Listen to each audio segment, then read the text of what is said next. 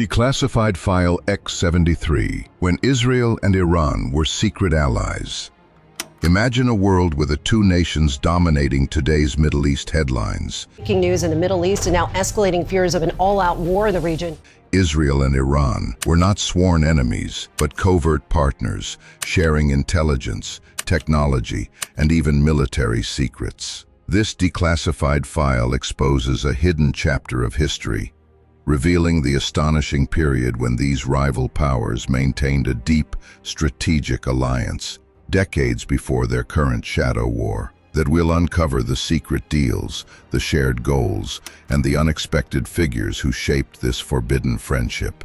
By the end of this video, you'll understand the deep, complex roots of today's Middle Eastern conflicts, how alliances can dramatically shift, and the profound, often shocking, historical ironies that continue to shape the region's volatile future. The birth of a periphery partnership. But why? Why would two nations seemingly destined for rivalry forge a deep, strategic alliance that few today even remember, let alone understand? The answer lies in a declassified Israeli strategy born from isolation. Our declassified file opens in the nascent years of the State of Israel, a nation surrounded by hostile Arab neighbors. In the 1950s, Israel faced existential threats from all directions, prompting its first prime minister, David Ben-Gurion, to devise a daring strategy, the Periphery Doctrine. The idea was simple yet revolutionary: forge alliances with non-Arab or geographically distant Muslim-majority nations and ethnic minorities in the Middle East that shared Israel's strategic concerns about Arab nationalism and Soviet influence. Think of it as a quiet, geopolitical chess move, encircling the immediate threat. Among the most crucial potential partners on this periphery was Imperial Iran, then ruled by Shah Mohammad Reza Pahlavi. The Shah, a staunch anti-communist and pro-Western monarch, saw Arab nationalism as a direct threat to his own kingdom, particularly the rise of Nasserism in Egypt and later the Ba'athist regimes in Iraq and Syria. He was a military man, a pragmatist. For him, the Arab League's collective power was a far greater concern than any ideological dispute with a small, Western-aligned state. Iran was also a major oil producer, but geographically isolated from Western markets by the Arab states. A secret connection with Israel offered a direct, secure route for Iranian oil, bypassing the punitive Arab boycotts. This wasn't about shared ideology. It was pure, cold, geopolitical pragmatism. Declassified diplomatic cables from the era reveal intense, covert communications between Jerusalem and Tehran, laying the groundwork for a partnership that would reshape the region. This unspoken yet intensely practical alignment of interests laid the foundation for a secret alliance that would last for nearly 3 decades. It was a partnership born not of affection, but of necessity, a shared desire for stability and a common enemy. The declassified truth is, while publicly discreet, the cooperation between the Shah's Iran and Israel would grow to encompass nearly every aspect of statecraft, from intelligence sharing to military aid, all designed to secure their respective positions in a volatile region. Highly sensitive secrets these two nations exchanged. And how did this forbidden friendship quietly alter the balance of power in the Middle East? Our declassified file reveals the astonishing depth of this cooperation. At its core was an oil for arms pipeline, both literal and figurative. Iran, rich in oil but under constant threat from its neighbors, secretly supplied crude oil to Israel, which was starved for energy resources due to the Arab boycott. This oil often traveled via a covert pipeline connecting the Red Sea port of Eilat to the Mediterranean port of Ashkelon. The coursed a direct, secure route that skirted the Suez Canal and hostile Arab territories. In return, Israel provided advanced military technology, weaponry, and invaluable military training. Iranian pilots, for instance, were sent to Israel for training on sophisticated US-made jets like the F-4 Phantom, and Israeli military advisors became a common, albeit unacknowledged, sight in Tehran and other Iranian military installations. Israel sold Iran advanced ground-to-ground missile technology in a highly classified program nicknamed the Flower Project. This level of collaboration meant sharing strategic defense secrets that few allied nations would ever risk. The intelligence sharing was equally profound. Israel's renowned intelligence agency, the Mossad, played a significant role in training Savak, the Shah's infamous secret police and intelligence organization. While Savak's brutal reputation is well known, the declassified records show that Israeli expertise helped modernize its counter-terrorism and intelligence-gathering capabilities. Their joint operations were aimed at a common adversary: the rise of Soviet-backed Arab nationalism and the Ba'athist regimes in Iraq and Syria.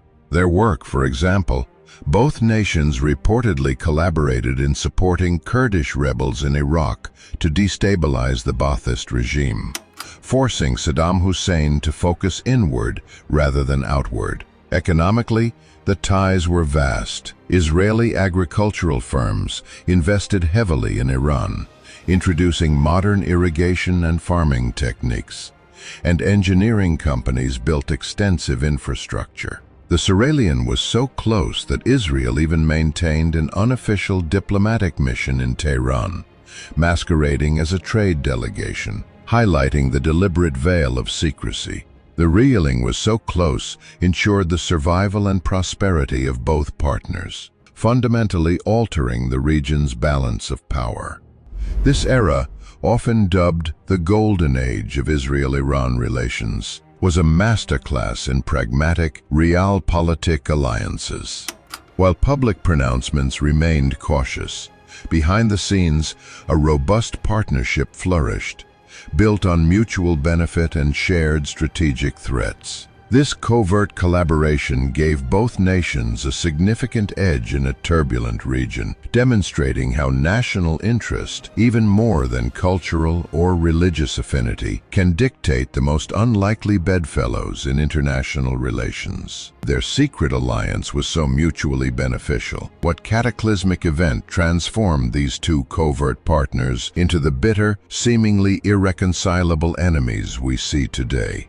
The tectonic plates of the Middle East began to shift dramatically in the late 1970s. The opulent, secular, and pro-Western rule of Shah Mohammad Reza Pahlavi, though supported by the US and implicitly by Israel, faced growing internal dissent. His ambitious modernization efforts were perceived by many as too Western, too rapid, and too neglectful of traditional Islamic values. Economic inequality and political repression fueled widespread discontent, despite its Mossad training. Into this vacuum stepped Ayatollah Ruhollah Khomeini, an exiled Shia cleric whose revolutionary ideology called for an Islamic state, rejection of Western influence, and a fierce anti-Zionist stance. He saw the Shah's relationship with Israel as evidence of a corrupt, foreign-influenced regime. In 1979, the Iranian Revolution exploded, toppling the Shah's regime and fundamentally altering the geopolitical landscape overnight. The new Islamic Republic of Iran immediately severed all ties with Israel, condemning it as the Little Satan, with the United States being the Great Satan. The Israeli unofficial diplomatic mission in Tehran was seized, and famously, the building was immediately handed over to the Palestine Liberation Organization, a chillingly swift and symbolic act of defiance. This was not a gradual cooling of relations. It was an instantaneous, ideological freeze. All economic, military, and intelligence cooperation ceased. The strategic calculations of decades were utterly overturned by a new revolutionary zeal. The transformation was absolute, yet the declassified record reveals an intriguing wrinkle that few are aware of. Even after the revolution, with Iran and Israel publicly sworn enemies, secret dealings still occurred due to shared, immediate tactical interests. The most famous example is the Iran-Contra affair of the mid-1980s. Despite the official animosity, Israel covertly acted as an intermediary, facilitating U.S. arms sales to Iran in exchange for the release of American hostages. Why? Because both Israel and the U.S., and Iran for that matter, shared a pragmatic interest in weakening Saddam Hussein's Iraq during the devastating Iran-Iraq War. Saddam, the former shared adversary, was now Iran's immediate existential threat, and the common need to contain him briefly superseded the new ideological hostility. This astonishing, declassified detail demonstrates the enduring power of realpolitik, even when overshadowed by profound ideological hostility. It showed that even amidst public condemnation, the threads of their shared past, or at least shared enemies, could still be pulled in absolute secrecy. So, if a clandestine alliance could shift so violently to open animosity, what are the direct, declassified links between that historical partnership and the dangerous shadow war unfolding between Israel and Iran today? The shift from covert cooperation to overt hostility laid the groundwork for today's regional instability. Iran, under its new revolutionary leadership, quickly became a vocal and active supporter of anti-Israel militant groups, most notably Hezbollah in Lebanon and various Palestinian factions, including Hamas. These proxies became Iran's primary means of projecting power and directly challenging Israel, bypassing traditional state-on-state conflict. Israel, in response, adopted a strategy of preemptive strikes and covert operations against Iranian and Iranian-backed targets across the region, from Syria to the very heart of Iran's nuclear program. This is the shadow war we observe daily, a direct consequence of the 1979 ideological rupture. But the irony runs deeper. The ghost of their past cooperation even haunts the crucial issue of Iran's nuclear ambitions. Declassified intelligence reports indicate that under the Shah, Iran had already embarked on a nuclear program with a stated aim of peaceful energy, but with clear dual-use capabilities.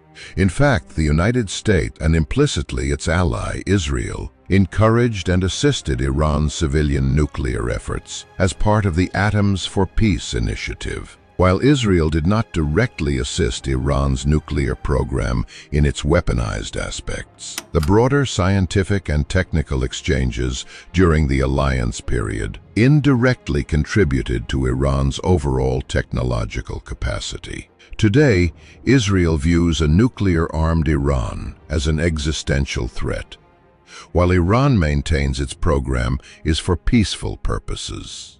The irony is stark. The program that began under a pro-Western monarch, with some Western and indirect Israeli technical assistance, is now the ultimate point of contention between former allies. The geopolitical landscape of the Middle East is now largely defined by this ongoing struggle. Iran's support for proxies forms an arc of resistance stretching from Tehran to Beirut, explicitly aimed at undermining Israel's security.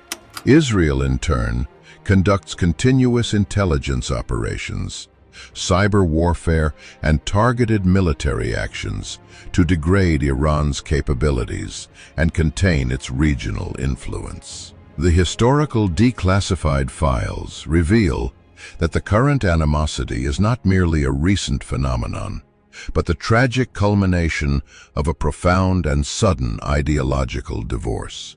The Periphery doctrine that once united them now serves as a blueprint for their mutual containment. This is a chilling reminder that in geopolitics, today's sworn enemy was often yesterday's indispensable, if secret, friend. The declassified story of Israel and Iran's secret alliance is far more than a historical curiosity. It's a powerful testament to the volatile nature of international relations, where shared interests can suddenly evaporate in the face of ideological shifts. From the discrete oil pipelines to the shared intelligence offices, their hidden partnership shaped the Middle East in profound ways. Today, their bitter rivalry echoes that very history, proving that the roots of current conflicts often lie buried deep within surprising, forgotten, and now declassified files.